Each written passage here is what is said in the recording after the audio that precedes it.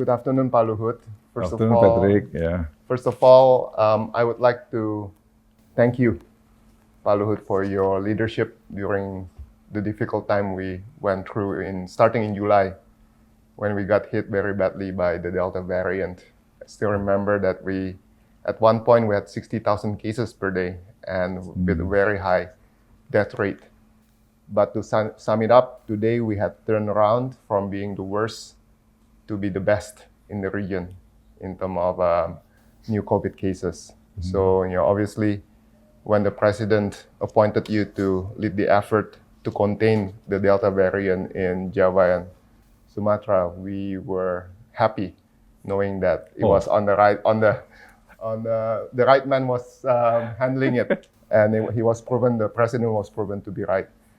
Pak Luhut, do you mind sharing a little bit of your experience, what you had to go through, and your success story there? Yeah. Thank you, Patrick.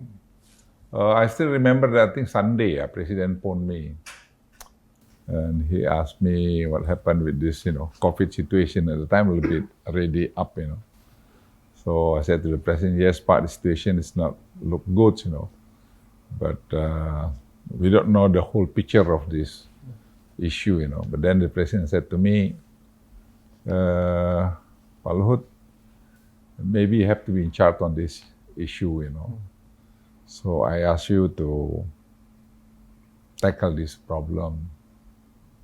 And then I said to myself, this is something, And then I said to the president, yes, sir, if this is your order, I'll do it. So I'll prepare my team, and then I'll come back to you as soon as possible. And he said, when? Well, maybe we can effectively on the 3rd of July, because give me like 5 days to prepare. So if you remember at the time, on July 15, our case are already 56,000. I still remember also when they up from 3,000 for 5,000, and the president asked me one day what's going to happen. He said, then I said, Pak, maybe can go up to 30, 50, 75,000 because this Delta variant is very, very fast, maybe 6 to 7 times faster than the Alpha variant. So when they reach 30,000, although I told already President that's going to be higher than 70,000, but I still feel, wow, what's going to happen? And then 40,000. So again, 50,000. Wow. But I understand have to be within 2 weeks' time, or at the least 21 days, they're going to be down. But then I asked Seto and then Firman, Nando, also some others, how do you do this one? And then it's very smart people in my office, and they say, okay, we have to, contact Prospera later on. I understand Prospera to get the data from NASA, NOAA, Facebook, and Google. So to see the mobility of the people, because you have to reduce as much as possible the movement of the people. So at the time, our target going to be around 20% minus. We work very hard, but I think we are reaching nearly 20%. We never reach 20%, even though I think you see the case slow down. And yesterday, we were very happy that already 2,200 something new cases, which is, I think, this very good result. And then today, I hope maybe less than 60,000. When the peak around 570,000 cases. So you see the difference, So, but then this is, I think, the issue that we have to be careful also. Although we are very successful per today, remember the time, July 27, it was 2,069 deaths. See the number. Everybody already blaming me here and there. But then, well, you know, sometime in the very tense like this, yeah, people are easy to, you know, to complain or to blame, yeah. But today, yesterday, 145, I believe. Yes. Jakarta only 3 or 4. I think Jakarta is much Yesterday. better than Singapore. Now Jakarta few much. days. Not only that, because of IRT reproduction, Yes. Indonesia are now already below 1, so Right. 0.95, Right. which is, I think, much lower than Singapore. Yes. This means that Indonesia is already in the endemic. So this means that we are able to, you know, to tackle this COVID-19. Yeah. But other countries like the Philippines, Vietnam, they also impose social mobility, mobility restriction, Yeah. and they also have vaccination program and whatnot. But you know, what do you think that Indonesia did differently that made this? Well, yes, Patrick. Yeah, we understand vaccine is very, very important, Right. and testing, tracing, treatment is very important.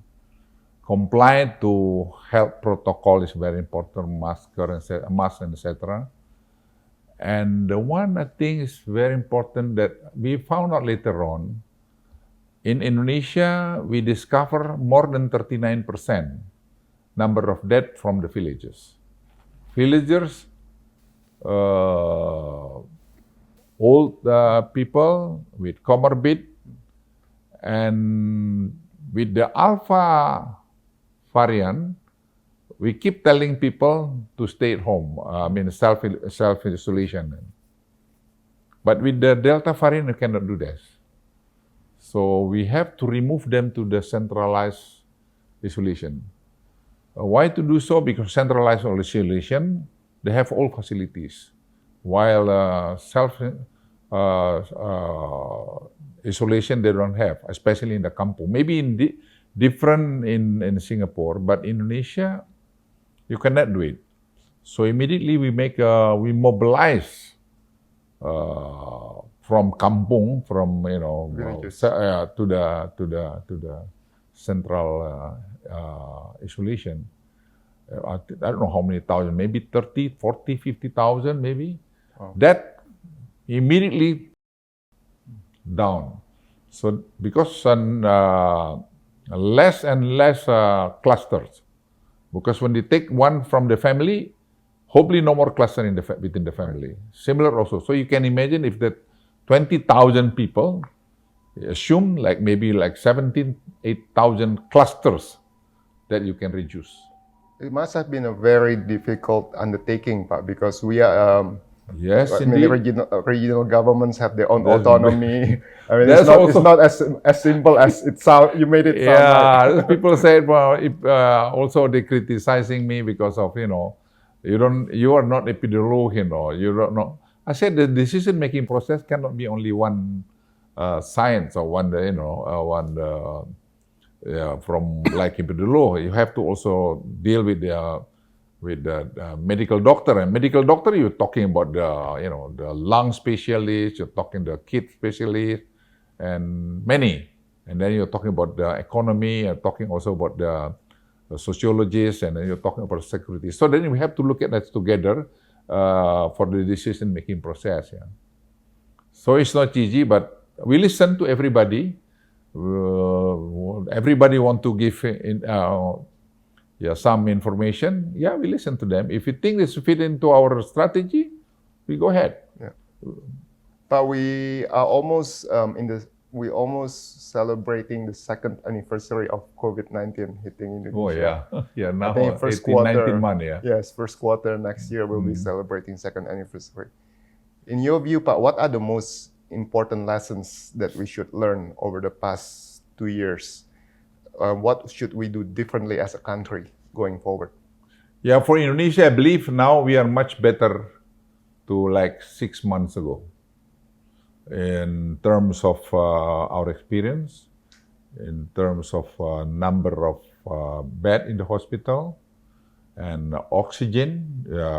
Before we rely on liquid oxygen only. Now we have a concentrator, oxygen concentrator, oxygen generator. We have everything. So basically, in terms of oxygen and medicine, I think we're quite okay, I should say. But not only that, we have enough vaccine, and hopefully by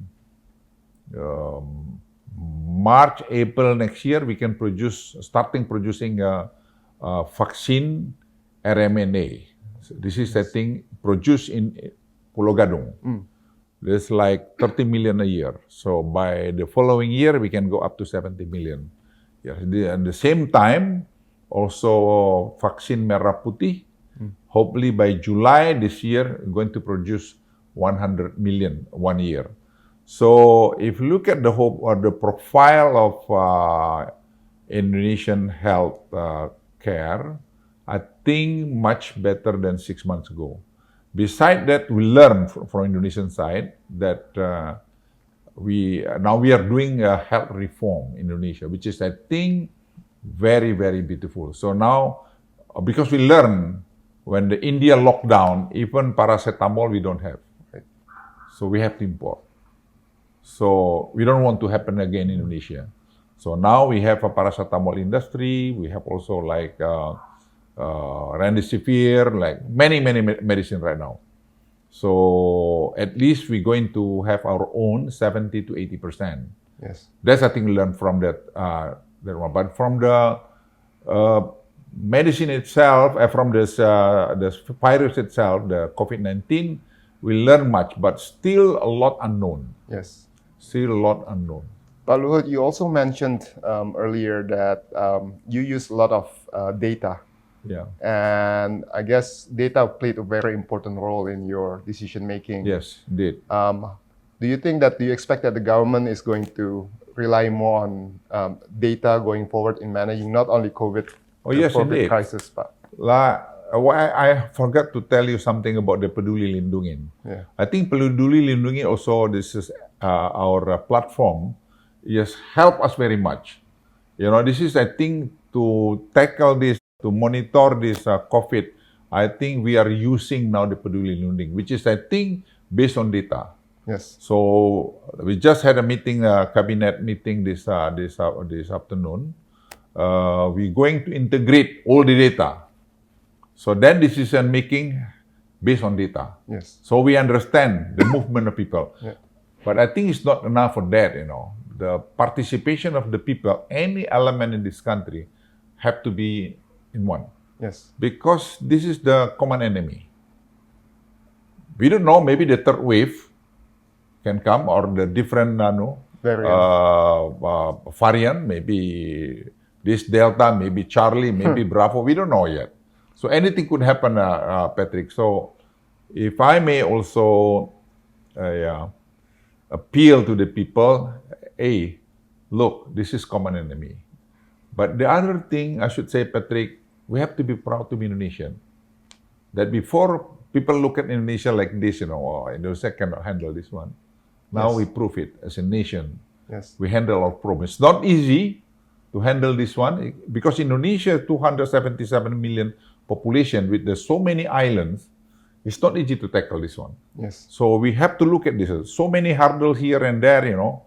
But finally, yeah, we have to be proud to say that we are able to tackle this one. Yes. My personal observation is that once the government relies on data, as you mentioned, Pak, there will be a lot of things that Indonesia Yes, can indeed. unlock as our potentials Yes. in the future. Yes. Now, shifting to the economy, Pak, what do you think the government is going to focus on revitalizing or reviving the economy as the COVID-19 is now more This is more also manageable? interesting question, Patrick. You know, I was so surprised also with the data about our economy. You know, The investment also still up, like 18% during this COVID, I think I asked Firman, I asked Seton, why it happened, Nando. Yeah, because people still trust Indonesia, Yes. number one. Because they look at now our export last year from iron steel. This is, I think, downstream industry, $10.8 billion US. Before we never this one. Yes. We never happened this one. We export only maybe the nickel ore like 1 billion. That's it. This year, up to the last month, already $12.8 billion. 12.8 times Yeah. higher. So, Yeah. and by end of this year, I think our prediction gonna be around 19 to 20 billion US. So you see the difference. Yes. So you see this confidence. And then groundbreaking of the LG lithium battery. This is 1.1 billion US dollars already. This all total LG and CATL, both lithium batteries going to be 24.5 billion US dollars. This on pipeline already. So if you ask me, the economy further, I think downstream industry is a priority from the government of Indonesia. Yes. That's number one. Beside that, like nickel ore, like bauxite, like tin, copper, you name it. You can see huge difference for Indonesia. Yes. Beside that, make efficiency, like you said, data, Now reform, health reform. This could change also the profile of our health situation, healthcare in Indonesia, because 490 trillion rupiah a year for the health program, like maybe 85% to 90% import. Yes. So can you imagine, Patrick, if you can, like, let's say, 300 trillion can be produced domestically. This is similar to 25 billion US dollar investment. Yes. So you can produce your medicine, produce your own tools for pharmaceutical, and many things, like, you name it, so many things, Yes. Even like for, like injection for the vaccine. Yes. We have to import syringe, Syringes. Yeah. While we produce in Morowali the stainless The steel, metals. sea metal. So I told Sing Sang, why don't you? Then we can do it. Yes. So worldwide demand is like 8 billion, maybe to 10 billion. If Indonesia can contribute 4 billion because we produce this stainless steel in Morowali, that make a difference. Yes. So I think with the government way of thinking today differently, not the like always bureaucratic ways, also look at from the business perspective.